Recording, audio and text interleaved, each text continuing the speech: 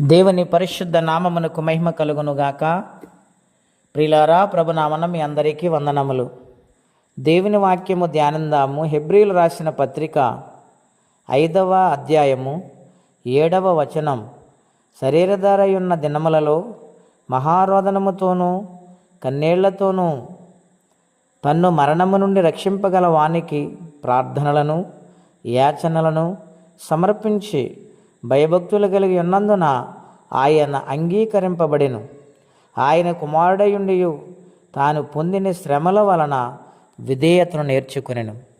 ప్రియమైన దేవుని బిడ్డలారా, అపోస్తుడైన పౌలు గారు ఈ యొక్క హెబ్రీలు రాసిన పత్రికలో ఈ అంశాలను జ్ఞాపకము చేసుకొనుచున్నారు. ఆయన శరీరధారి ఉన్న దినాలలోనూ మహారోధనముతో కన్నీళ్లు కార్చారు ఆయన. అవును ప్రియులారా, ఈ లోకములో ఎవరు చేయలేని వేదన రోదన నా కోసం, మన కోసం, మానవ జాతి కోసం, ప్రతి ఒక్కరి కోసము ఆయన రోధించాడు. అతిక్రమములతో నిండిపోయిన మానవుణ్ణి, పాపముల చేత నిండిపోయిన మానవుని రక్షించుటకు తండ్రైన దేవునికి ఆయన ప్రార్థించారు, రోధించారు, వేదన చెందారు. ప్రియులారా, ఈ లోకములో అటువంటి దేవుడు ఎక్కడున్నారండి? ఆయన ఎంత ప్రేమ కలిగిన దేవుడు ఆలోచన చేయాలి.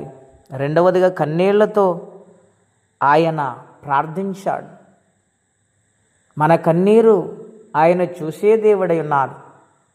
లాజరు చనిపోయినప్పుడు ఆయన బేతనీయ గ్రామానికి వెళ్ళి మరియా మార్తా కాళ్ళ మీద పడి ఆయన చుట్టూ అలుముకుని ఏడ్చారు, కక్కడిల్లిపోయారు.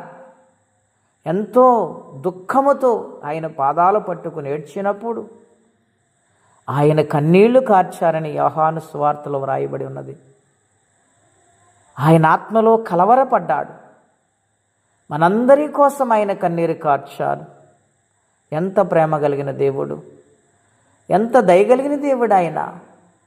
కన్నీటి ప్రార్థన మనం చేయగలుగుతున్నామా?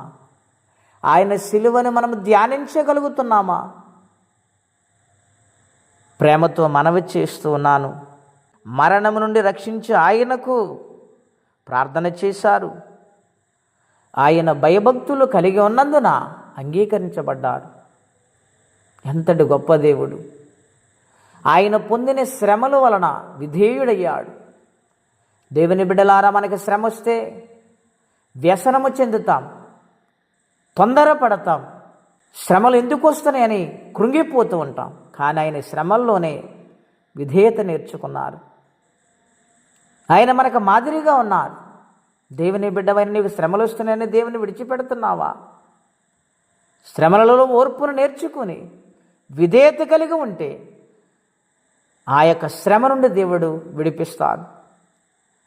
యేసేపు గారు శ్రమల్లో ఉన్నప్పుడు ఆయన ఎంత విధేయుడిగా ప్రార్థించాడు, ఎంత నమ్మకత్వముతో దాని జీవితాన్ని దేవునికి సమర్పించుకున్నాడు.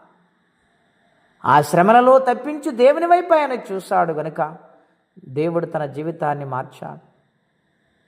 శ్రమల్లో కృంగిపోకండి. మనకంటే ముందు ఆయన శ్రమను వచ్చాడు, విధేయుడయ్యాడు. మనము కూడా విధేయులుగా మారుదుముగాక. ప్రార్థనండి.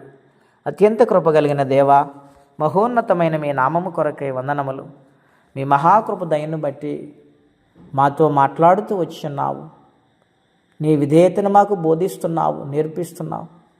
అయ్యా, నీ సిలువను చూసేవారిగా, ధ్యానించేవారిగా, కన్నీరు కార్చి ప్రార్థించేవారిగా మీ ఆత్మ సహాయం మాకు ఇవ్వండి. రక్షణ లేని వారికి రక్షణ ఇవ్వండి. శ్రమల్లో ఉన్న వారికి విడుదలనివ్వండి. ఈ సిలువ ధ్యానాలలో నీ సన్నిధి ప్రతి ఒక్కరికి నాయన అనుగ్రహించమని యేసయ్య నామములో ప్రార్థించి వేడుచున్నాము తండ్రి. ఆమెన్. దేవుడు దీవించునుగాక. ఆమెన్.